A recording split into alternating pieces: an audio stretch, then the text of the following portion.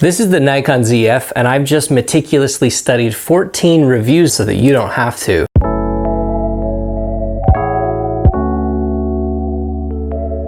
The Nikon Zf has garnered significant attention from the photography community of late, being lauded for its blend of vintage charm and modern capabilities. Drawing on the insights from multiple expert reviews in this video, as well as my own experience, I'm going to give you a comprehensive look at this camera, and at the end, I'll give you my personal feelings about it and whether I will be shooting with this long-term or not. The Nikon Zf is positioned at a relatively high price point in the full-frame mirrorless camera market. That raised concerns for some of the reviewers, especially considering the features and functionalities offered in relation to the price.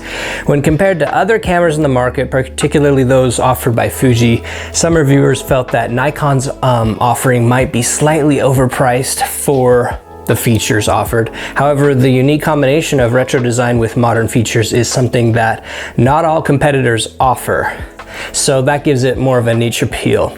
It seems to be tailored for a particular segment of users who appreciate the melding of old school design with modern technology. And for those of us users, me included, in that demographic, the price might be justified. However, for general users, the value proposition might be less clear. It probably goes without saying that the Nikon Zf pays homage to the film era Nikon cameras like the FE and FE2 and etc. with that retro inspired design. While it shares some aesthetic elements with Nikon Z FC, the Zf feels like a mature, larger sibling. So its blend of past exterior nostalgia along with present options, features, modern features, gives the users that experience of shooting vintage without compromising. It features a robust build with magnesium alloy body and brass dials. So with that sturdy material, this feels a lot better than the ZFC, and those brass dials are really cool. I anticipate, as do other reviewers, that these will give you a nice patina as they weather through the years. Something that you get with Leica and other cameras that feature brass, and so I don't know if that's a buying decision level feature, but for a lot of people, for me it might just be. I really love the idea of the patina that will come with brass dials, as silly as that sounds. The camera comes with weather sealing for rugged outdoor shooting, of course. It does have kind of a slim grip for those desiring more grip, which you may want because this is a little heavier vis-a-vis the size. They might invest in a third-party grip. More on that later. To some reviewers, the absence of auto settings on the Zf's ISO and shutter speed dials were considered drawbacks. Indeed, it does seem odd to me that instead of being able to just set shutter or ISO to auto, you must go to that sort of DSLR style of changing the mode dial to get the aperture priority, etc., or to go to P or S, which I'm gonna be honest, I don't even know what those do, or full auto mode. Feels very DSLR-y and kind of the antithesis of the way this camera should be moving toward, if that makes sense. The presence of a single card slot, or at least a regular SD card slot, was seen as a downside for some. However, it does have dual slots. One's just a micro SD. One reviewer in particular really disliked the micro SD as a secondary option, as they are quite easy to misplace, drop, and lose, and they're generally just more fragile than regular SD cards. For me, I'm less bothered by that, as I could see using the micro SD as more of a permanent memory solution that you never eject from the camera. You simply use as backup and forget about. I don't see it as a big problem. In fact, I feel like Fuji, with some of their smaller cameras that don't have room for the dual SD cards or for budgetary constraints, I could see them benefiting from this, putting a micro SD just for that backup and sense of security. I think it's a really good idea. One of the standout features, like I mentioned, are the trio of dials. It still does feature the front and back dials that you're used to with DSLR cameras.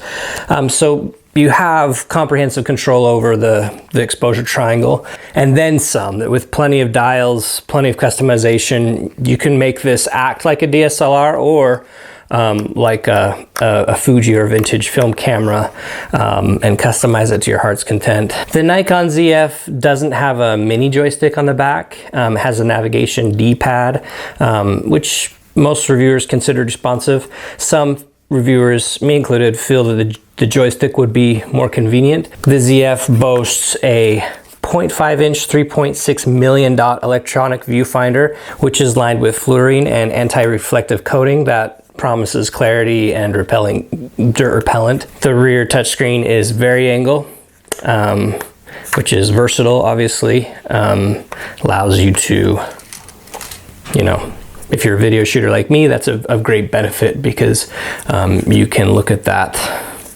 It's obvious what it does. Do I need to explain what this is? This does leverage the same sensor as the Z6 II and the processing engine on the Z8 and Z9. As a result, you get high quality images, to say the least. And since we're on that subject, I'll show you some samples while we discuss more of the features. The ZF introduces a unique switch allowing users to easily jump between video, stills, or black and white in still modes. Even in challenging low light conditions, the camera shows promising noise control, particularly up to ISO 3200. And the autofocus system, even in low light, was spot on for me. And since we're talking about its autofocus system, this is an AI-based subject detection, and it's poised to make subject tracking seamless in the future, hopefully compete with Canon and Sony with potential firmware updates that will further enhance this feature if you believe the promise of AI. While the Nikon lens lineup, the modern one, does lack dedicated aperture rings, they do many of the lenses, this one included, this is the 40mm f2 SE lens. They do have the ring that can be used for manual focus, aperture, or whatever you want to set it up to be, similar to how Canon does it. And that's cool, that's nice. To me, it's not an adequate subject to an aperture dial, which is the one thing that I missed and many of the reviewers did miss when comparing this to Fuji, for instance. However, the ring on this lens, I know this isn't a review of the lens, it's more of the camera, but the ring does feel nice and rubbery, and if you want to use it for aperture, it works. It's not quite as nice of having those detents and that tactile feel and actual numbers to click through. It's also a problem when you want to go manual focus and you want to have control over the aperture. So in general, I don't think I would use this for aperture control because I manual focus too much. I would just stick with the front dial like it's defaulted to. So where does it sit in the market? Obviously it's compared a lot to the ZFC, which I felt like was a huge disappointment. I feel like this is a completely different camera, much more of what I hoped for and expected with that. If you watched my review, you'll know how I felt about that one.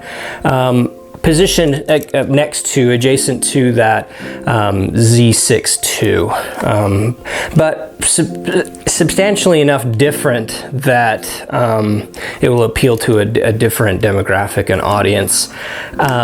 Interestingly though, with that vari-angle screen, there are plenty of people who would have purchased the Z6 II, but can't because they need this. I'm one of those people. I know that's not everyone, especially you photographers only, but because this has the vari-angle screen, it means that I'm gonna choose this over the Z6 II, regardless of what other feature differences there are.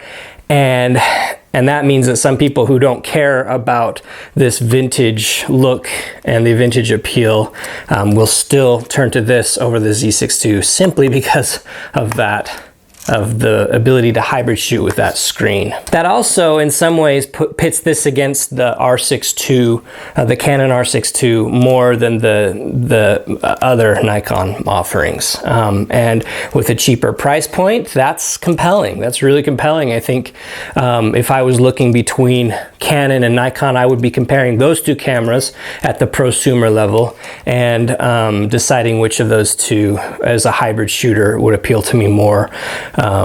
And so that's where I would put that in the market. So in conclusion of the reviews that I studied, 13 out of 14 loved this camera. much higher positive reception than any negatives. And again, a perfect marriage of vintage appeal and modern prowess. There seems to be a sense of eager anticipation for more hands-on, in-depth evaluations. Those are all early reviews that I read, but initial impressions consider this a huge win. And so with that promising start, the Nikon ZF seems ready to carve out a niche in the photography world, whether it's for seasoned professionals or vintage-loving enthusiasts like me. This camera, it's promising. So that's what the experts say. As for me, before I give you my thoughts, I'd first like to tell you about this video's sponsor, and that's Skillshare. Skillshare has classes on a wide variety of topics, including illustration, graphic design, photography, UI, UX design, creative writing, animation, fine art, music and music production, film and video, marketing, productivity, freelance and entrepreneurship, web development, craft, social media, and more. But they don't just introduce these topics. Skillshare has all the classes you need to take yourself from the beginner to a pro, alongside a supportive community along the way. So I've been excited to get back into Skillshare myself to grow my knowledge in the area of AI, which is new to Skillshare lately. I had an old boss who said something profound that has stuck with me in the last couple of years. He said many people are afraid that AI will steal their jobs, but his point was that AI isn't going to steal those people's jobs. People who use AI are going to steal those people's jobs. So in order to learn how I can stay as relevant as possible in these crazy times, I use Skillshare to dive into many ways that I can become more efficient and competitive by leveraging AI in all of the different things that I do. And this has been really eye-opening, and it's a journey that I'm still in the middle of. If you'd like to try Skillshare, please note that the first 500 people to use my link in the description below will get access to one of Skillshare's best offers. That's 30 days free and 40% off your first year of Skillshare membership. For US customers, that's $99 as opposed to the previous price of $165. Thank you, Skillshare.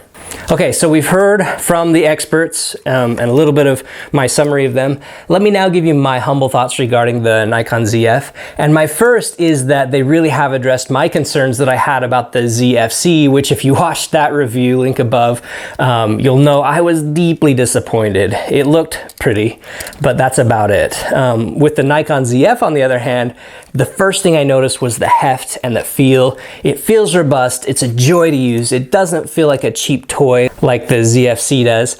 But the only problem is that the grip is not as substantial as I would have preferred given its weight. So an external grip might be worthwhile, but in general, I hope that Nikon addresses that in future versions. I'd love to see them add just a bit more girth to the grip, or areas of more friction. For instance, the X Pro 3, the Fuji X Pro 3, which has the grace and elegance people like me appreciate, but it also is just a joy to hold for hours in street photography or events because of how well they developed that grippage. I know it's not pure vintage, but nothing really is anymore, and I feel like that's one area where they could just slightly improve things so that it's just not fun to hold for hours. That's what I've noticed.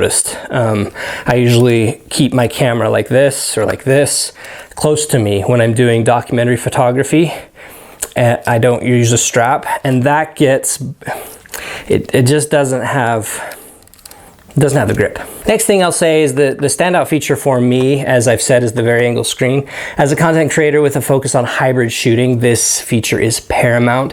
It's not just about convenience, it's about versatility.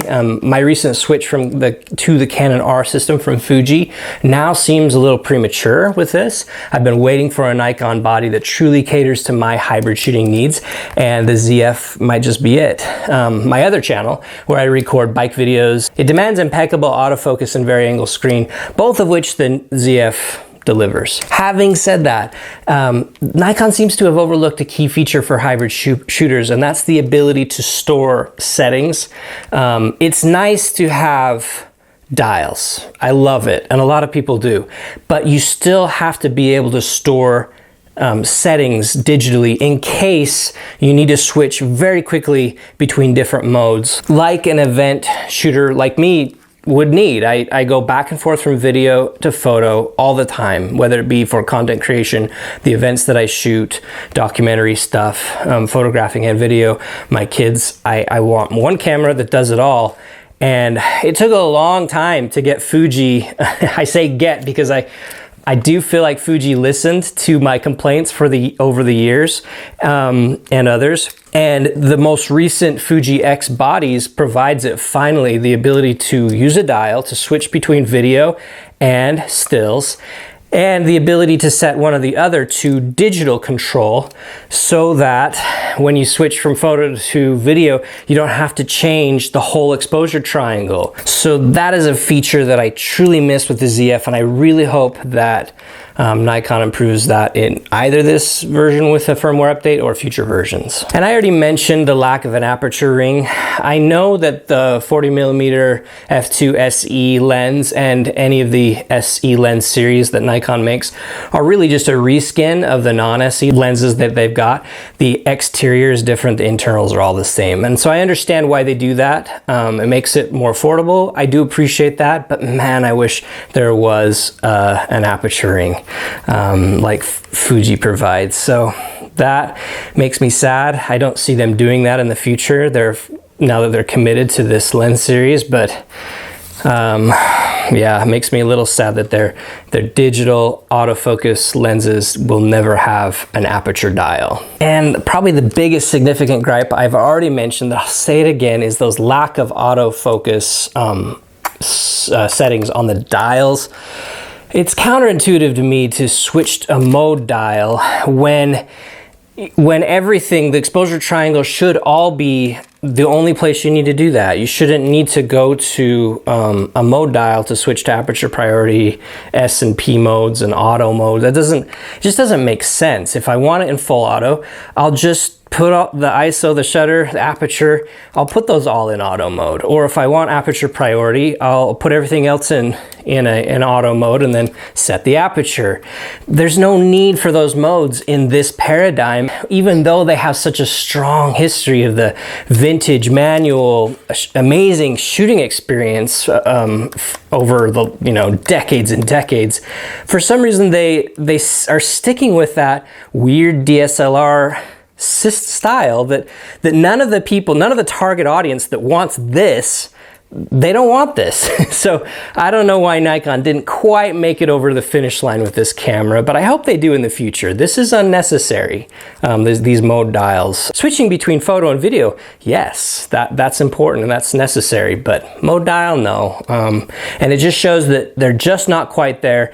And Fuji had to go through this too. Fuji had to go through the process of figuring out the perfect balance between the vintage experience of shooting, but also the appropriate feature set that is needed in a modern day shooting situation. And they got there. Fuji knocked it out of the park. They've finally become the mature shooting experiences that we've needed.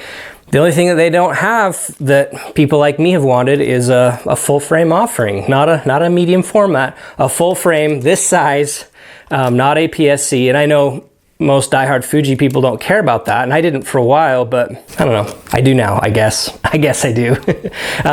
It's just, but mostly it's because of that autofocus. Fuji's never been able to match the autofocus that Nikon and Canon and Sony has, and so that is why this is so compelling. It's just not quite across the finish line for me. So let me end on what I absolutely love about the camera. I love the way that it looks and feels. I adore it.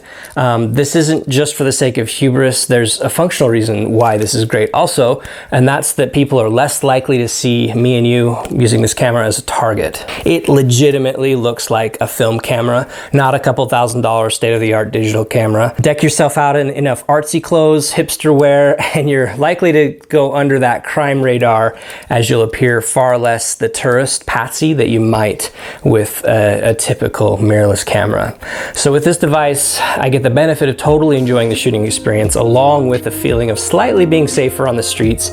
But then in the studio, where I need that high-end video device for the YouTube content that I create, notably my other channel where I video the experience of restoring or building beautifully crafted mountain bikes, this camera doesn't miss a beat.